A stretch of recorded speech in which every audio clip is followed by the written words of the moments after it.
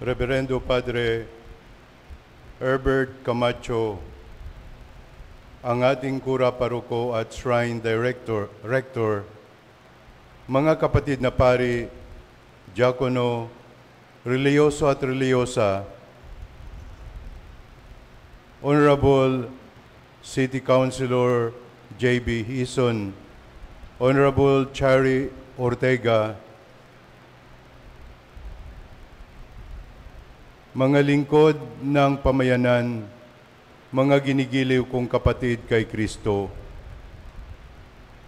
Nagagalak akong makasama kayo ngayon upang ipagdiwang ang banal na misa dito sa Archdiocesan Shrine of Our Lady of Peña Francia. Lubos akong nagpapasalamat kay Father Herbert Camacho, ang inyong rektor at kura paroko, sa kanyang paanyaya na pumarito ako at makibahagi sa kapistahan ng inyong parokya. Nagkakatipon tayo upang magpasalamat sa Panginoon sa maraming biyayang dumaloy sa pamayanang ito at upang hilingin ang paggabay at direksyon ng Diyos tungo sa katuparan ng mga pangarap at plano niya para sa dambana at parokyang ito. Ngayon din ay ang dakilang kapistahan ng Pentecostes. 50 araw pagkatapos ng muling pagkabuhay, nagkakatipon ng mga alagad sa isang lugar at may nakita silang parang mga dilang apoy na pumanaog sa bawat isa sa kanila, at silang lahat ay napuspos ng Espiritu Santo, at kasama ng mga alagad si Maria. Mga kapatid, ang kadakilaan ni Maria ay nakaugat sa katotohanang pinuspos siya ng Espiritu Santo.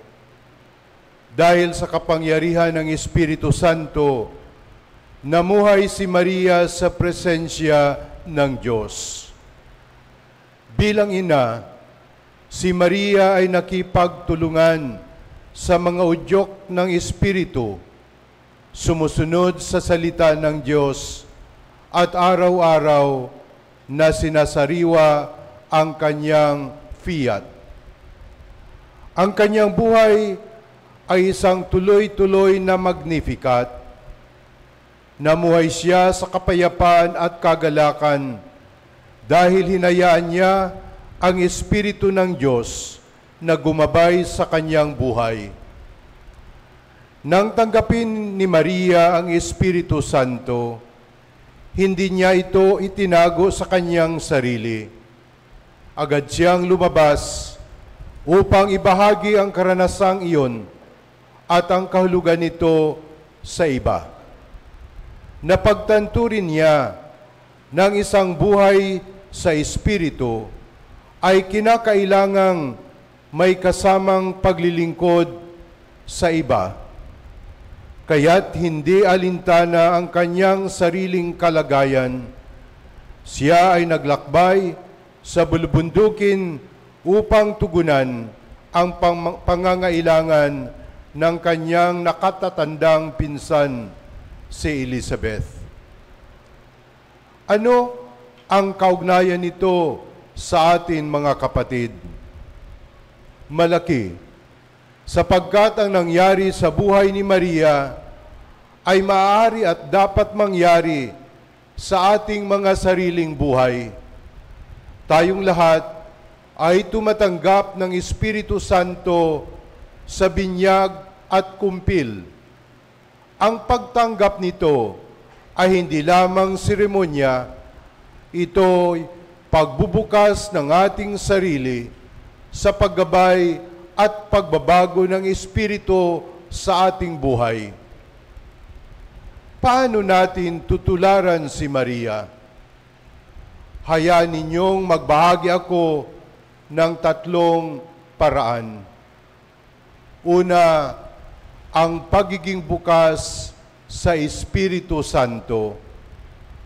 Si Maria ay naging ina ni Jesus at ina ng simbahan dahil sa pagkilala at pagsunod sa udyok ng Espiritu Santo.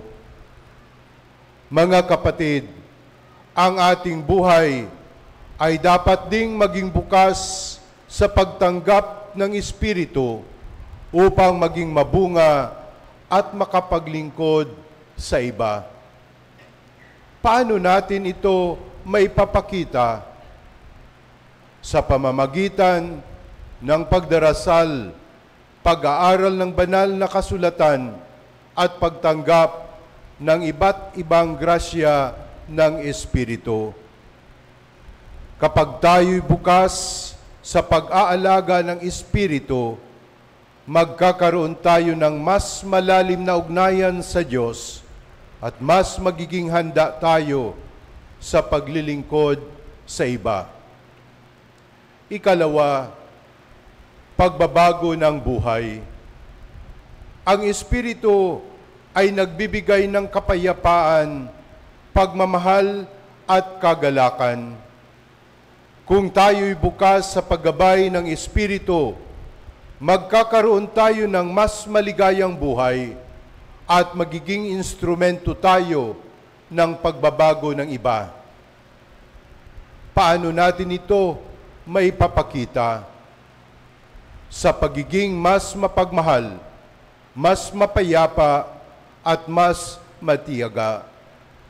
Kapag tayo'y nagiging instrumento ng pagbabago sa ating pamilya, komunidad at lipunan, ito'y ebidensya ng paggalaw ng Espiritu sa ating buhay. Ikatlo, sa paglilingkod sa kapwa. Tulad ni Maria na naglakbay patungo kay Elizabeth, tayo rin ay tinatawag ng maglingkod sa iba. Ang pag-ibig at pag-aalaga sa kapwa ay bahagi ng pagiging bukas sa Espiritu Santo. Paano natin ito maipapakita? Sa pagtulong sa mga nangangailangan, pag-aalaga sa mga may sakit, at pagiging mapagbigay sa iba.